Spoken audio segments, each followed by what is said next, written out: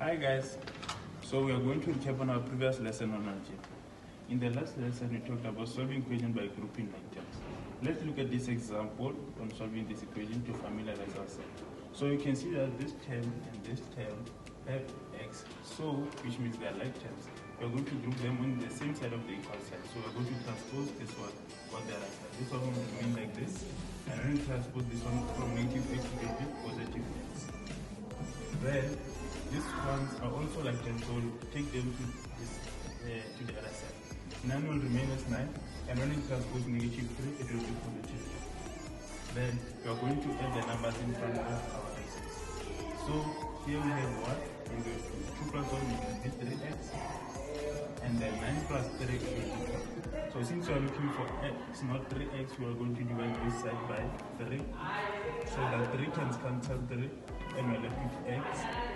And on the other side, 12 over 3 is 4. Then that's our value for x. Okay, so moving on from what he was explaining, I'll introduce you guys to factorization. So by factorization, we are referring to a process of writing a larger number or terms as products of smaller numbers or terms. It basically means breaking down or decomposing numbers to its factors. For example, let's look at 8, 15, and 12. Now let's break down these numbers. We can break down 8 and write it as 2 multiplied by 4. We can write 15 as 3 multiplied by 5. And 12, we can write it as 2 multiplied by 6 or 3 multiplied by 4. This is what we call factorization. Now these larger numbers are broken down and are now in factored form. So since you guys will be working with binomials, trinomials, and polynomials, we'll be looking at 3 methods of factorizing. We'll be looking at factoring by grouping, the difference of two squares, and the FOIL method. Okay, so we use factoring by grouping when factorizing polynomials, since there are no common factors amongst the terms. Moving on, we use the difference of two squares when both the first and the last terms of the given expression are perfect squares, and then the factored form will be like this. These are the factors of this. Then moving on to the FOIL method. So the FOIL method basically means the first terms, outer terms, inner terms, and the last terms. We use the FOIL method when checking if we factorize correctly. We use the FOIL method from factored form going to the original expression or the yes. So we can look at this factored expression and apply the FOIL method on it. So from this expression, these are the first terms, these are the outer terms, these are the inner terms, and these are the last terms. So now let's apply the FOIL method, which will take us back to the original expression. So we multiply a by a, which is a squared, a by minus b, which is minus negative ab, multiply b by a, it's plus ab, and then b times minus b, it's minus b squared. So since this is negative and positive, they will cancel, and then we are left with a squared minus b squared, which is the original expression. Okay guys, let us practicalize what has been explained to you about factorization. We are going to look at factorizing by taking out the common factor. In this case, we are having two terms, and the common factor in these two terms is 2p. So we are going to take out 2p. When we take out 2p from this term, we will be left with 2x. And when we take out 2p from negative 2p, we will be left with minus 1. So this is the factored form. So moving on to factorizing by grouping. Factorizing by grouping is when we use it when we are having polynomials. So a polynomial is a set of more than 3 terms. In this case, we are having 4 terms. So we have to group the terms that have the common factors. As we can see that there is x here and there is x. And there's also a common factor of 2 here and a common factor of 2 here and here. So we're going to group 4x and negative 2x cubed. And we will group 4 and negative 2 cubed. In this first group, we need the common factor here. The common factor is 2x. And when we take out 2x from here, we are left with 2. When we take out 2x from here, we are left with negative q. The common factor here will be 2. Looking at this constant, we will take out 2, and when we take out 2 here, we'll be left with 2. When we take out 2 here, we'll be left with negative q. Going back to our definition of factorization, taking out a factor.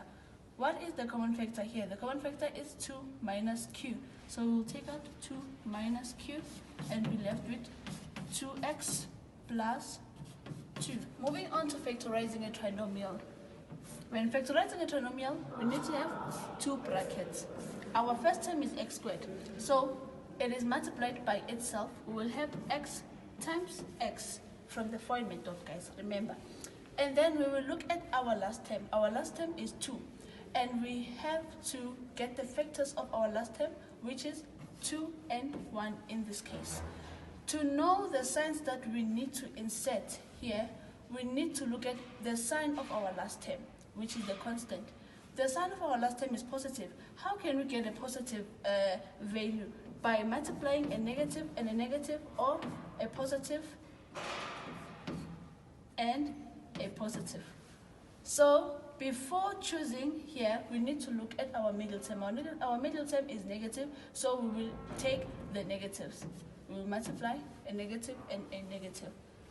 So we will use the FOIL method to check if we can take our factored form back to the original expression. Moving to the difference of 2 squares. In the difference of 2 squares, we have 2 terms that are perfect squares.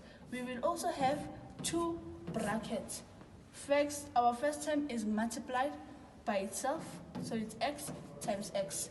Then the factors of 9 is 3 and 3, or 9 or 9 and 1. But in this case, we are going to use 3 and 3.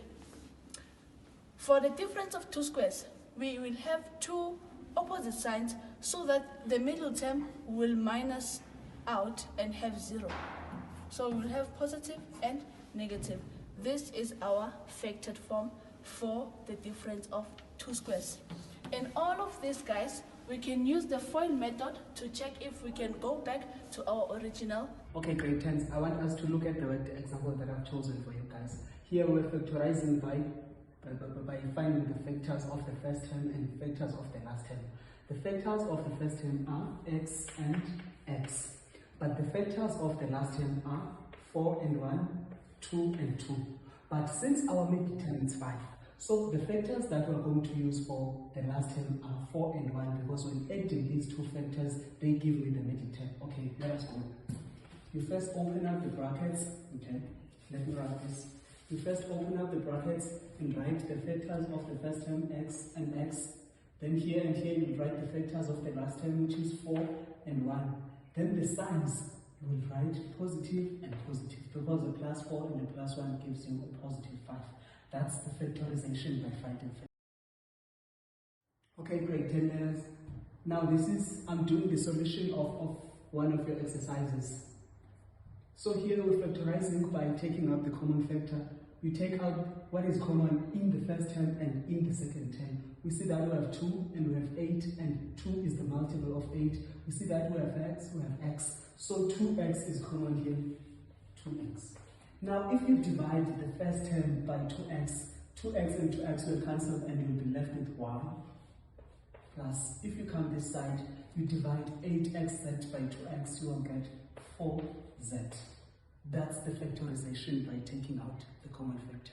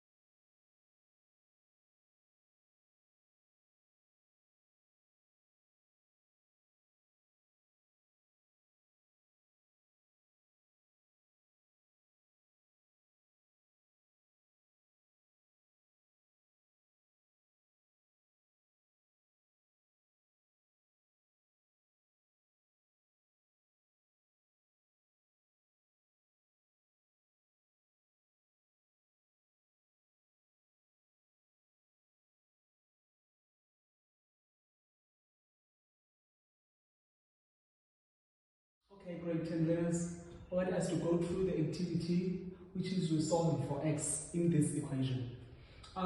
When we're solving for x, we will look for the factors of the first term and the last term. Now, when it comes to the factors of the last term, when adding them or subtracting them, they should give you the middle term, the coefficient of the middle term. Now, the factors of 2, that when we're adding, that gives us 3, it's 2 and 1. Then the factors of x squared is x times x. You know that, right? Let us open up our brackets.